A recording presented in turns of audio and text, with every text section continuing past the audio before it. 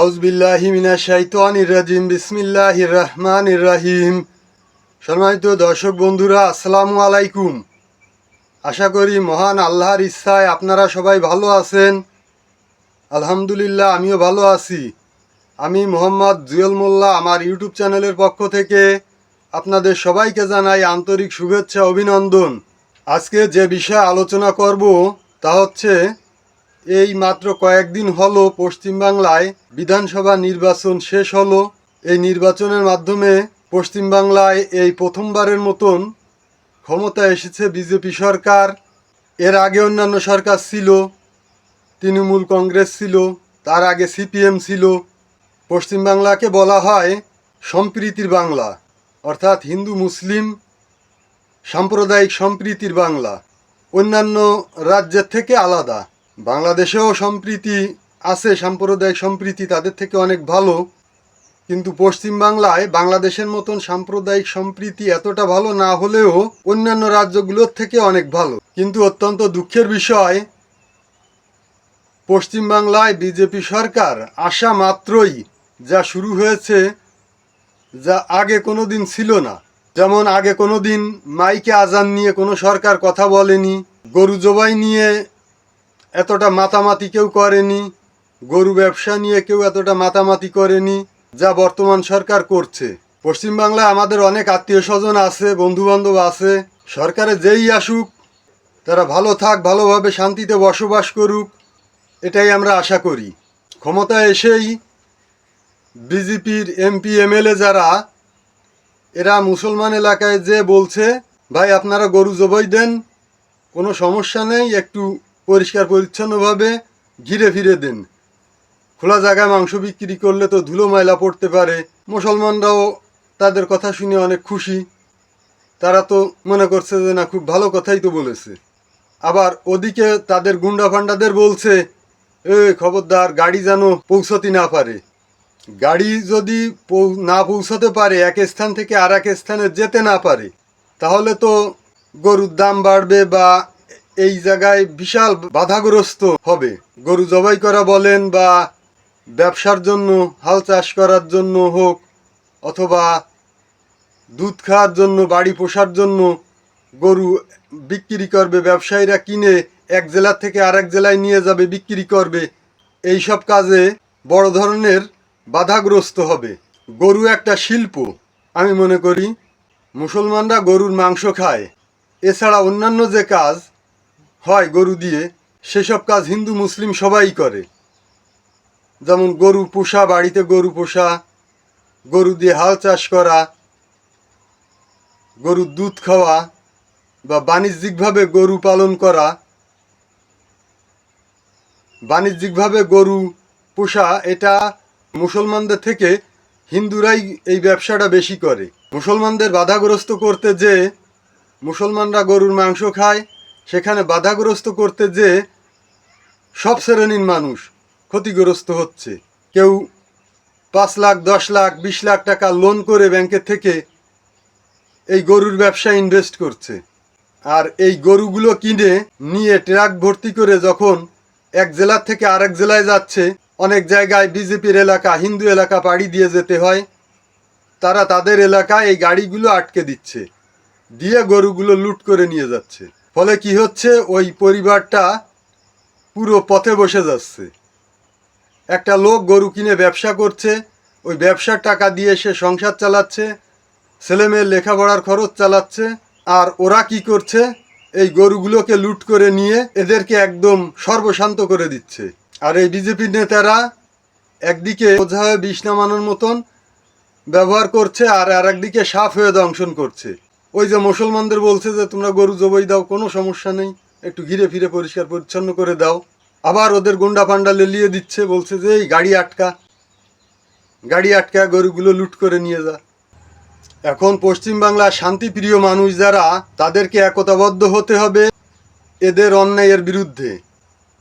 আমাদের ইসলাম ধর্মে আছে জনকল্যাণমূলক আইন, যেটা সরকারের, এগুলো মানা ফরজ, অর্থাৎ মানতে হবে, না হলে গুনাহগার হবে। আর জনবিরোধী যে আইনগুলো করবে, এগুলো মানা যাবে না।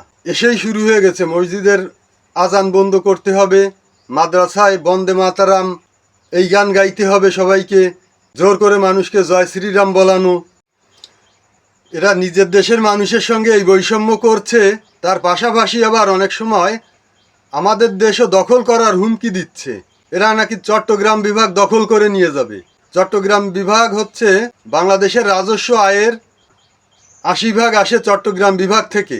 এদের অনেক দিন ধরে এই চট্টগ্রাম বিভাগের পরে লোভ।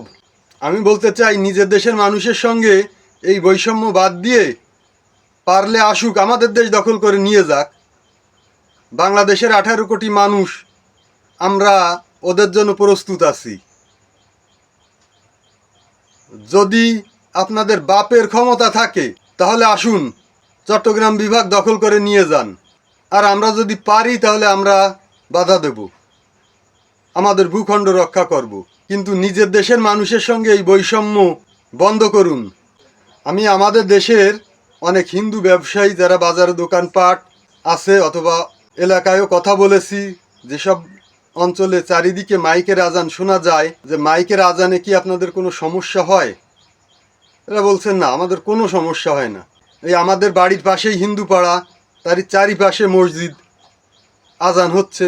হিন্দুরা বলছে না, কোনো অসুবিধা হয় না আমাদের।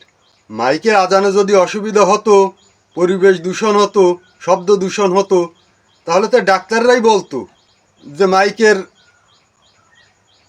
আজান দেওয়া বন্ধ করুন, এটা পরিবেশ দূষণ হচ্ছে, এর দ্বারা মানুষের এই ক্ষতি হচ্ছে। কিন্তু তা তো হচ্ছে না, তারপরে কেন এত বাড়াবাড়ি? তাহলে এগুলো হিংসা করে হচ্ছে, মুসলমানদের হিংসা করে হচ্ছে। অনেক বড় বড় শহরে যেখানে অনেক ঘনবসতি, সেখানে শুক্রবারের দিন মসজিদে যখন লোক ধরে না, মানুষ রাস্তায় বেরিয়ে এসে নামাজ পড়ে। এতে তো কারো কোনো সমস্যা হয় না। যেমন ঢাকা শহরে অনেক জায়গায় এরকম রাস্তার উপর নামাজ পড়ছে, কোনোদিন কাউকে বলতে শুনলাম না যে এতে অসুবিধা হচ্ছে মানুষের। জরুরি কোনো গাড়ি যদি হয়, তাহলে শহর অঞ্চলে তো রাস্তা একটা না, অ্যাম্বুলেন্স হোক বা ফায়ার সার্ভিসের গাড়ি হোক, এটা এক স্থান থেকে আরেক স্থানে জরুরিভাবে পৌঁছানোর জন্য অনেক রাস্তা আছে। আমাদের দেশে বড় পুজোর সময় পুজো হচ্ছে, অনেক সময় রাস্তা আটকে, সেসব রাস্তা দেখা যাচ্ছে গাড়ি চলছে না, মানুষ পায়ে হেঁটে যাতায়াত করছে। আমাদের তো কোনো অসুবিধা হচ্ছে না, হওয়ার কথাও না। আর যারা বলে অসুবিধার কথা, বুঝতে হবে এক কথায় তারা হিংসা করে বলছে। তাই পশ্চিমবাংলার মানুষকে বলতে চাই, আপনারা যারা শান্তিপ্রিয় মানুষ আছেন, মুক্তিকামী মানুষ, প্রত্যেকটা দলের ভিতর যারা সাধারণ মানুষ আছে, যেমন বিজেপিতে আছে, তৃণমূলে আছে, আইএসএফে আছে, সব দলমত নির্বিশেষে আপনারাও একটা কমিটি করুন, মানব রক্ষা কমিটি। ওরা করেছে গো রক্ষা কমিটি, বিজেপির গুন্ডারা। আপনারা করবেন মানব রক্ষা কমিটি। গরু সৃষ্টি সেরা জীব নয়, সৃষ্টির সেরা জীব হচ্ছে মানুষ। এজন্য মানুষের স্বার্থ আগে দেখতে হবে। আপনারা যদি সাংগঠনিকভাবে শক্তিশালী হতে পারেন, প্রশাসনও আপনাদের দেখে ভয় পাবে, পিছু হটবে। যেমন তপসিয়া নাকি একটা জায়গা, ওখানে বিজেপির কয়েকজন গুন্ডা পান্ডা সাথে পুলিশ এবং কেন্দ্রীয় বাহিনী নিয়ে গেছিল একটা মসজিদ ভাঙার জন্য।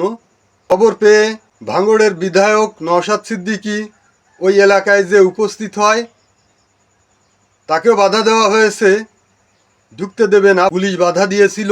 সে ওখানে পৌঁছানোর পরে নওশাদ সিদ্দিকী আর ৫ জন বিধায়কের মতন নয়, আর ৫ জন বিধায়ক আর ১০ জন বিধায়ক যারা, তারা তাদের ক্ষমতা তাদের এলাকার মধ্যেই সীমাবদ্ধ, নির্বাচনী এলাকাতে সীমাবদ্ধ। আর নওশাদ সিদ্দিকী একদিকে একজন বিধায়ক, এছাড়াও সে একজন পার্টির চেয়ারম্যান। সেই হিসাবে তার প্রত্যেকটা এলাকায় পশ্চিমবাংলা পরিচিতি আছে, কম বেশি লোকজন আছে। সে ঘটনাস্থলে উপস্থিত হওয়ার সঙ্গে সঙ্গে পুলিশ তাকে আটকায় এবং তাকে দেখে জনগণ স্বতঃস্ফূর্তভাবে জাগর দিয়ে সব রাস্তায় নেমে আসে। তখন তার গাড়ি ছেড়ে দিতে বাধ্য হয়। নওশাদ সিদ্দিকী তাদের কাছে প্রশ্ন করলো, এই বুলডোজার কেন? তখন তারা বলল যে এই অবৈধ জায়গার মসজিদ, আমরা এসেছি মসজিদ ভাঙার জন্য। তখন নওশাদ সিদ্দিকী তাদের কাছে জানতে চাইলেন যে আপনারা যে এটা ভাঙবেন, আপনাদের কি আদালতের রায় আছে? আপনার আদালতে সেই রায়টা দেখান। একটা জায়গা বুলডোজার দিয়ে ভাঙতে গেলে তো আদালতের রায় লাগে, তখন তারা দেখাতে পারেনি। আর জনস্রোত দেখে বিজেপির গুন্ডারা এবং ওই পুলিশ, কেন্দ্রীয় বাহিনী, তারা ওই স্থান ত্যাগ করতে বাধ্য হয়। এজন্য বলছি, আপনারা জেগে উঠুন। কে বিজেপি করে, কে তৃণমূল করে, কে সিপিএম করে, এটা দেখার দরকার নেই। শান্তিপ্রিয় মুক্তিকামী মানুষ যারা, সবাই এক প্ল্যাটফর্মে চলে আসুন। মানব রক্ষা কমিটি নামে একটা কমিটি করুন। এই মানব রক্ষা কমিটির কাজ হবে, যেখানে ওই গোরক্ষা বাহিনী গরুর গাড়ি আটকাবে, ঠিক ওই এলাকায় মানব রক্ষা বাহিনী যারা, তারা ওদের উপর ঝাঁপিয়ে পড়বে। Direct action. আপনাদের যার যা কিছু আছে তাই নিয়ে এই গোরক্ষা, অবৈধ গোরক্ষা বাহিনীর বিরুদ্ধে ঝাঁপিয়ে পড়বেন। এদের ধরেই ডাইরেক্ট অ্যাকশান। যে শুয়ারের বাচ্চা, খানকির ছেলেরা, গরু তোর বাপের টাকা কেনা, গাড়ি আটকালি কেন? এদেরকে তাড়া করে মারবেন, এমন মারবেন যেন বাপের নাম ভুলে যাবে। পরবর্তীতে গরু আটকানোর কথা স্বপ্নেও ভাববে না। এরা গাড়ি আটকে কাগজপত্র চায়। কাগজপত্র চাওয়ার কি রাইট আছে ওদের কাছে? আর ব্যবসায়ীরা হাটের থেকে যদি গরু কেনে, তাহলে খাজনা দেয় এবং খাজনার স্লিপ দেখাতে পারে। কিন্তু যেসব ব্যবসায়ীরা গ্রাম ঘুরে মানুষের বাড়ি থেকে গরু কেনে, গৃহস্থর গরু কেনে, তারা কি ওই কাগজ দেখাতে পারবে? তারা তো পারবে না। এদের জন্য অনেক পরিবার ধ্বংস হয়ে যাচ্ছে। যারা লোন করে, সুদ করে টাকা এনে ওই টাকা গরুর ব্যবসা ইনভেস্ট করেছে, অনেকে সুইসাইড করছে এই কুত্তার বাচ্চাদের কারণে। তাই এদেরকে তাড়া করবেন, তাড়া করে পিটাবেন। দেখবেন অল্প দিনেই আপনারা সুফল পাবেন, সমস্যার সব সমাধান হয়ে যাচ্ছে। এদের পিছনে হয়তো পুলিশ থাকতে পারে, কেন্দ্রীয় বাহিনী থাকতে পারে। ওই যে বললাম, আপনারা সংগঠন সেইভাবে শক্তিশালী করবেন। পুলিশ কয়জনকে গুলি করে মারবে? পুলিশ যদি কাউকে গুলি চালায়, চারিপাশ দিয়ে ঘিরে ফেলবেন, পুলিশকে তাড়া করে টেনে ছিঁড়ে ফেলবেন। মাটি বলেছে, তোমরা আমাকে রক্ত দাও, আমি তোমাদের অধিকার দেব। আপনারা প্রতিবাদ শুরু করুন একতাবদ্ধ হয়ে। দেখবেন এরা পিছু হটতে বাধ্য হবে। আপনাদের ভয় পাওয়ার কোনো কারণ নেই। আপনারা 10 কোটি আর ওরা সামান্য কয়েকজন, ওরা আপনাদের সঙ্গে পারবে না। আপনাদেরকে জেগে উঠতে হবে। সম্মানিত দর্শক বন্ধুরা, এই ছিল আজকের আলোচনা। আশা করি আজকের আলোচনা আপনাদের সবার কাছে খুবই ভালো লেগেছে। এই ধরনের আলোচনা নিত্য নতুন সবসময় পেতে আমার চ্যানেলটাকে সাবস্ক্রাইব করবেন এবং বেশি বেশি শেয়ার করে আত্মীয় বন্ধুবান্ধবদের মাঝে ছড়িয়ে দিবেন, যেন সবাই দেখার সুযোগ পায়। ইনশাল্লাহ দেখা হবে পরবর্তী ভিডিওতে। সেই পর্যন্ত সবাই ভালো থাকবেন, সুস্থ থাকবেন এবং সবার দীর্ঘায়ু কামনা করছি।